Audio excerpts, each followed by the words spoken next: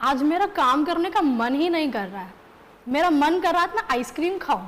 आज मेरा पढ़ने का मन ही नहीं कर रहा है। क्या आप भी ऐसे ही कुछ सेंटेंसेस अपनी डेली लाइफ में यूज़ करते हैं?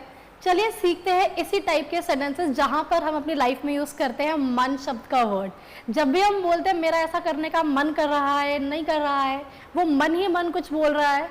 सो ऐसे कुछ पैटर्न्स आज सीखेंगे आज की वीडियो में। So the first one which we say is मेरा ऐसा करने का मन कर रहा है. So in this we say I feel like ing and other words. For example, मेरा आइसक्रीम खाने का मन कर रहा है. I feel like eating ice cream.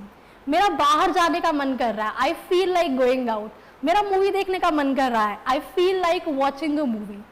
और अगर यही सेंटेंसेस हमें नेगेटिव में बोलने हैं, मेरा ऐसा करने का बिल्कुल मन नहीं कर रहा है या मेरा ऐसा काम करने का मन ही नहीं कर रहा है, सो देयर हम नेगेटिव के लिए लगा देंगे don't. For example, I don't feel like watching a movie.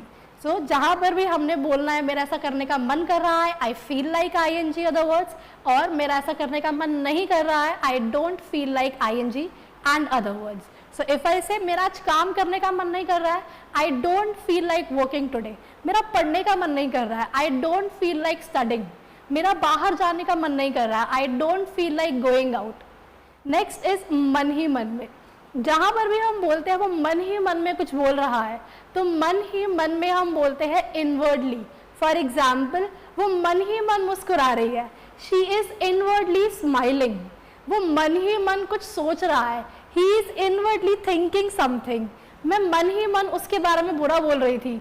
I was inwardly criticising about him. So जहाँ भी हम मन ही मन की बात करते हैं, there we add the word inwardly. मन ही मन, इनवर्डली.